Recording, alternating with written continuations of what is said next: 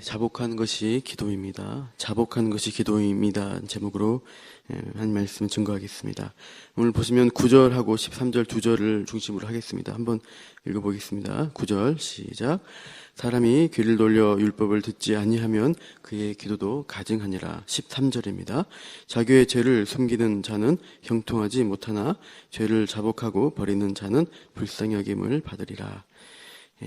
기도에 대해서 말씀을 나누겠습니다. 기도하는 것, 하나님을 믿는 신앙생활에서 필수적인 신앙 행위라고 할 수 있습니다.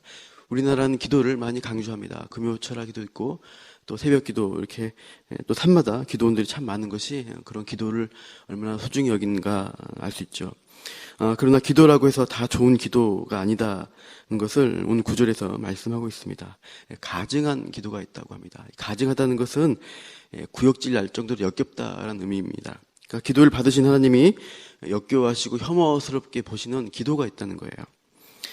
본문 보시면 9절에 무엇이 가증한 기도인가를 알려주고 있습니다. 상반절에 보시면 9절에 사람이 귀를 돌려 율법을 듣지 아니하면 그의 기도도 가증하니라고 말씀합니다. 율법을 듣는다 이 표현은 율법에 귀를 기울이고 율법에 순종하겠다는 태도입니다. 그러니까 하나님 말씀을 듣지도 않고 순종하지 않으면서 기도만 하고 있다. 그러면 그 기도는 가증하다는 거예요. 우리가 너무 많이 들어서 알고 있는 기도자의 모습이 두 대조된 모습이 누가복음 18장에 있습니다. 바리새인과 세리가 성전에 올라가서 기도를 합니다. 모든 유대인들에게 경건하다고 인정받는 바리새인 이렇게 기도하죠. 하나님이여 나는 다른 사람들 곧 토색, 불의, 간음을 하는 자들과 같지 아니하고 이 세리와도 같지 아니함을 감사하나이다. 나는 일에 2번씩 금식하고 또 소득에 11조를 드리나이다. 이렇게 기도했어요. 나는 거룩하니까 따로 서서 기도합니다. 큰 소리로 저 세리와 같지 아니함을 감사합니다 하면서 기도하는데 마치 옆에 엎드려 있는 세리를 보고 들으라는 듯 한 소리입니다. 세리와 다르게 살아온 모습이 무엇인가? 율법을 지키며 살았습니다. 죄를 짓지 않으려고 노력 많이 했고 일주일에 2번씩 금식하고 소득의 11조를 드립니다. 저의 헌신을 보시고 계십니까? 제가 잘하고 있죠? 이렇게 하는 기도입니다. 이게 기도인가? 반면에 세리는 어떻게 기도하는가? 세리는 멀리 서서 감히 눈을 들어 하늘도 못 쳐다보고 가슴을 치면서 하나님이여 불쌍히 여기소서 나는 죄인으로소이다. 이렇게 기도합니다. 모든 사람이 너는 죄인이야. 너는 민족의 반역자야. 이렇게 했죠. 세리는 자기가 죄인인 줄 알고 두려운 마음, 죄책감을 가지고 하나님 앞에 통곡을 한 것입니다. 나는 죄인입니다. 이렇게 기도한 두 사람에 대한 예수님의 결론은 저 바리새인이 아니라 이 세리가 의롭다 하심을 받았다고 예수님 말씀하십니다. 하나님이 받으시는 기도는 죄인인 줄 알고 자복하는 기도라고 할 수 있어요. 우리 13절 한번 다시 한번 읽어볼게요. 잠언 28장 13절 시작. 자기의 죄를 숨기는 자는 형통하지 못하나 죄를 자복하고 버리는 자는 불쌍히 여김을 받으리라. 하나님 앞에 서던 기도자는 이것을 알고 기도해야 합니다. 자기 죄를 자복하지 않는 기도자는 하나님 앞에 가증 여김을 받게 될 것입니다. 어쩌면 그 기도는 하나님을 참으로 만난 자리가 아니라 다른 사람 옆에 있는 나를 보고 있는 누군가에게 나의 의로움을 과시하려는 바리새인과 같은 기도를 할 수 있어요. 제가 학생 때 또 기도를 하게 되는데 이제 자아 의식이 많잖아요. 옆에 있는 사람이 의식이 되는 거예요. 그래서 혹시 내 기도를 누가 듣고 있지 않을까? 내가 신앙생활 잘하는 것처럼 보여줘야지. 이런 의식이 생기니까 이제 하나님 앞에 기도한 것이 아니라 사람 앞에 기도합니다. 거룩하게 우리나라 민족을 구원해 주시고 복음을 전하게 하시고 이 나라 교회를 어떻게 합니까? 하고 북한, 아시아 전 세계를 돌면서 기도를 해요. 이 정도로 하나님 나라를 걱정하는 거룩한 사람이다. 이렇게 자랑하는 거예요. 그래서 나를 알아주는 기도를 하는데 그것은 기도가 아니라 자기 자랑입니다. 세계를 품는 기도를 해야 됩니다. 하지만 자기 기도가 하나님 앞에 자복하지 않고 그냥 남을 위해서 또 뭔가 남에게 보여주기 위한 기도를 하면은 그것은 가증하게 되는 것이에요.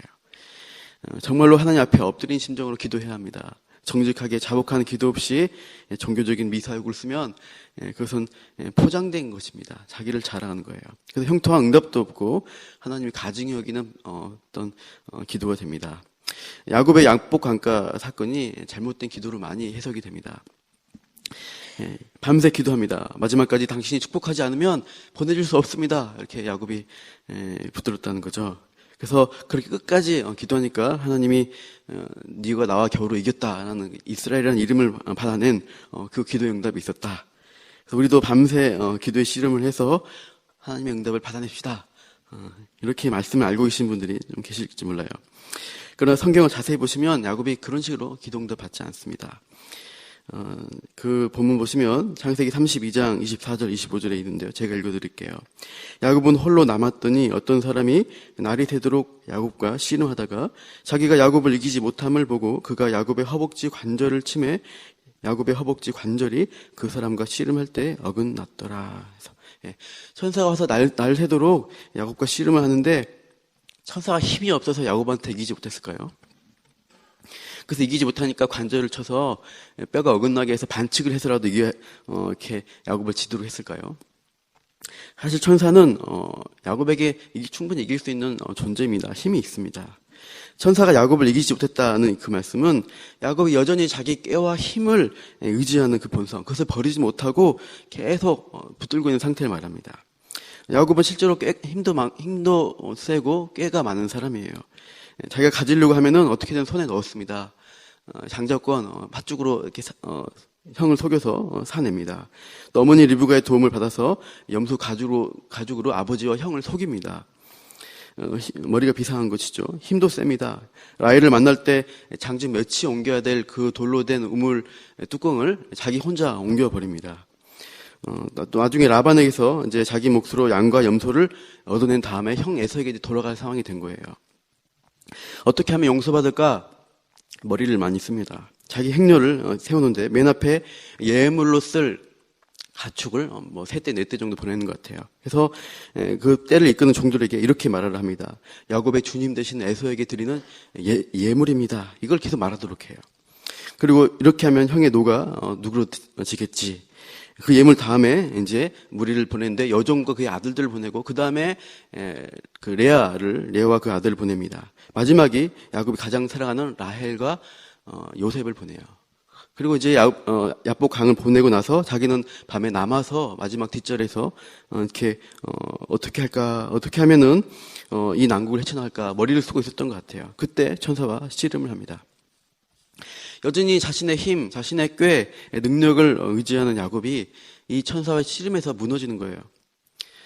여러분 어떤 사람이 물건을 옮기려 할 때 어떻게 옮기냐면요. 저도 이제 군대에서 이렇게 짐 나르면 이 양 어깨로 짐을 올립니다. 가장 힘이 허리가 받쳐주는 양 어깨가 힘이 셉니다. 그리고 허리를 지탱하는 것이 골반과 넙죽다리의 힘입니다. 이 축에서 이제 가장 큰 힘이 나오기 때문에 여기 이쪽에 물건을 얹습니다. 근데 천사는 끝까지 힘주고 버티고 있는 가장 강력한 그 부분, 관절, 그 넙죽다리 뼈가 의지한 그 골반뼈, 엉덩이뼈를 쳐버립니다. 그러면 어떻게 돼요? 씨름하면서 힘을 쓸 수 없게 돼요. 우리 한번 찾아보시죠. 호세아서 12장 3절 4절입니다. 구약성경 12장, 호세아서 12장 3절 4절입니다.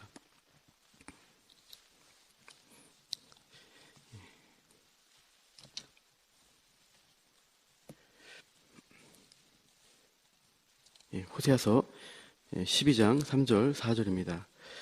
제가 가진 성경 1266쪽에 있습니다. 한번 읽어보겠습니다. 야곱의 본 모습은 이런 것이었다는 것이죠. 호세아서 12장 3절 4절 같이요. 시작. 야곱은 모태에서 그의 형의 발 뒤꿈치를 잡았고 또 힘으로는 하나님과 겨루되 천사와 겨루어 이기고 울며 그에게 간구하였으며 하나님은 베델에서 그를 만나셨고 거기에서 우리에게 말씀하셨나니. 여기서 보시면 야곱이 태어난 모태에서부터 발꿈치를 잡고 힘을 냈던 사람이에요. 12장 4절 보시면 천사와 겨루 이겼다고 되어 있는데 그 장면이 실상은 이거죠. 울며 그에게 간구한 것입니다. 지능적인 머리로 싸워서 항상 쟁취하고 자기 힘을 써가지고 뭔가 얻어냈던 그 사람이 마지막 위기 상황에서도 어떻게든 힘을 써가지고 하려고 했는데 그 뼈가 그 힘을 썼던 허벅지 뼈가 어긋나게 됩니다. 그걸 보면은, 그래서, 표현은 이겼다고 되어 있지만은, 실제로는, 다리 힘이 빠져 있는 상태예요. 아무리 힘이 나올 수 없는 상태예요. 그러니까 어떻게 해요? 울면서 간구하는 모습으로 가고 있습니다.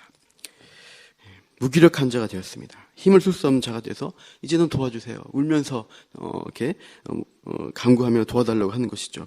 하나님과 그동안은 겨루어서 쟁취하려는 사람이었습니다. 그러나 이제는 울면서 은혜를 구하는 자일 뿐이에요. 창세기 32장 27절에 천사가 묻습니다. 네 이름이 무엇이냐라고 물으니까 야곱은 제가 야곱입니다라고 대답해요. 야곱이라고 고백한 이 장면에 야곱의 자복하고 회개하는 모습이 있습니다. 저는 야곱입니다. 속이는 자였고 자기 깨와 힘으로 사는 자였습니다. 이제는 그 힘을 쓸 수 없는 연약한 자입니다. 울면서 은혜를 구하는 것이죠. 그러니까 하나님이 표현은 이겼다 하시지만 져주신 것입니다. 져주시면서 네가 이겼다 하고 그 이스라엘이라는 이름을 주셨던 것입니다. 우리가 하나님 앞에 기도할 때 무엇으로 기도해야겠습니까? 자복하는 기도입니다. 말씀 앞에 나의 힘, 나의 꾀, 나의 계산, 나의 잔머리, 나의 교만 다 내려놓는 거예요. 하나님, 저는 안 됩니다. 제가 제 힘으로, 제 꾀로 이것도 이루려고 하고 제가 머리 쓰려고 하면 저 죄밖에 주지 않습니다. 교만해집니다. 하나님 도와주세요. 하나님 뜻대로 이루어 주십시오. 저의 생각과 저의 행동을 바꿔주세요. 이렇게 우리가 기도해야 합니다. 그래서 우리가 기도할 때 자신을 잘 점검하십시오. 제 안에서 기도하는 동기가 무엇인가, 또 내가 말하는 이 간구들이 무엇을 위한 간구인가, 참으로 하나님의 뜻을 이룬 것인지 나의 뜻인지를 우리가 고민하면서 기도해야 합니다. 하나님이 저와 여러분 삶 속에서 우리 약한 본성을 이겨주시고 우리를 참된 기도의 승자로 인도해달라고 이 시간에도 함께 기도하기를 축원합니다. 기도하겠습니다. 하나님, 참으로 우리가 새벽 기도의 귀한 은혜의 자리에 나와서 기도합니다. 그러나 우리가 하나님 앞에 말씀 없이, 하나님 앞에 회개하며 자복하는 것 없이 가증한 기도를 하지 않는지 이 시간 돌아보기 원합니다. 하나님, 우리의 속에 있는 참으로 이기적인, 또 우리의 참 악한 그런 것들이 있다면 이 시간 먼저 자복하게 하시고, 하나님 말씀이 원하시는, 하나님이 우리를 참으로 변화시키고자 하시는 그 자리로 우리가 나아갈 수 있도록, 그 자리를 보고 우리가 우리의 힘을 빼고 우리의 교만을 내려놓고 나아가는 기도의 시간 되게 하여 주옵소서. 그렇게 기도할 때 우리 삶 가운데 승리케 하시는 그 하나님이 역사하시고 우리를 통하여 참으로 놀라운 일들, 그 은혜의 일들을 이루어 주는 이 시간 되게 하여 주옵소서. 감사하며 예수님 이름으로 기도합니다.